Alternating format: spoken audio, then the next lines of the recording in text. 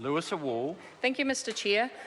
It's a privilege for me to speak as part of Labour's Team Justice. So I'd like to acknowledge Jacinda Ardern, Calvin Davis, Phil Goff, Stuart Nash, Sue Williams-Here, Penny Hennady and myself. My particular delegations are in the courts and legal aid areas, and what I've been really interested to find out actually was that the whole objective of the justice reforms has been about saving $250 million. So in 2011, the Ministry of Justice then oversaw legal aid.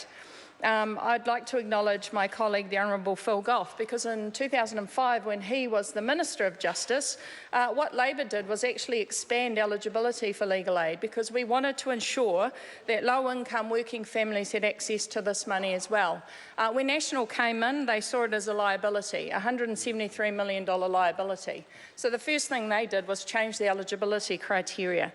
So for them, the imperative was to get the cost down to $100 million. What has that seen? Actually, you have to earn under $22,000 to qualify. Now, one of the big issues we have in the area is around protection orders.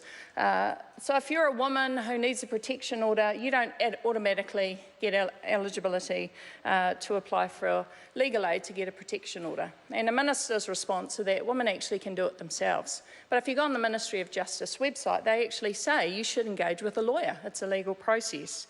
One of the other unintended consequences, who knows, of this whole reframing of access to legal aid has seen an increase in self-representation. So one of the first things I did was go and talk to an expert, a woman called Bridget Toy Cronin. She's a PhD student from the University of Otago. She works in the Legal Issue Centre. And I actually want to commend Mark Hennigan and his group from Otago for actually highlighting a whole lot of issues in our criminal justice system. So what she said is, and I quote, "There is a difference between access to courts and access to justice. Self-representation allows access to courts, but access to justice within the system is an entirely different matter.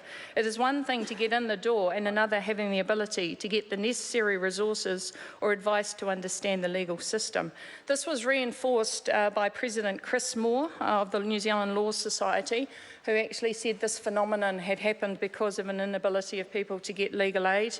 And actually the other interesting commentator in March last year was Chief High Court Judge Justice Helen Winkelman, who actually sounded a warning about underrepresented litigants or people representing themselves in court.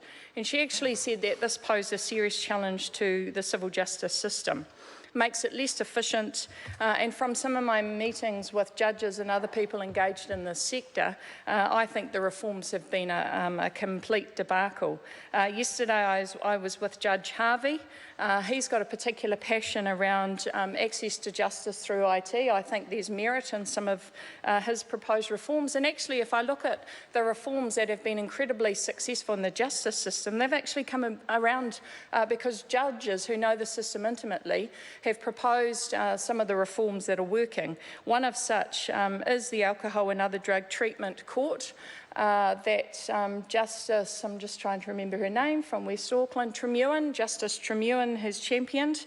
The whole objective was about reducing reoffending, reducing dependency on alcohol and other drugs. It was about reducing imprisonment, and it was about it being cost effective. And I think that the findings so far have said that's been an incredibly important addition to, I guess, the justice system and actually treating people who need help. So that's kind of the medical aspect of the justice system. So not making them criminals or treating them as criminals, but actually addressing the underlying causes so that we actually can address issues such as recidivisms. In terms of my courts portfolio, it's been really interesting to actually think about the court. I actually only went to the Manukau court the other day. I intend to go to the courts as part of my responsibility and get a feel for what being in a court is. I've never been in one myself. But I look forward to doing that. But one of the issues that's been highlighted is that the centralisation of the family courts in Auckland has been a complete disaster. Clients can't get into Auckland City, and those that do have to pay $24 to park there for the day. So I think what we're finding is that a lot of the reforms that this government has introduced in the justice sector have been completely driven by economic imperatives. Thank you, Mr. Chair. The question is that the reports relevant to the justice sector be noted. Those of that opinion will say aye. The contrary, no. The ayes have it. The question is that the reports of committees relevant to the Māori, other populations and cultural sector be noted.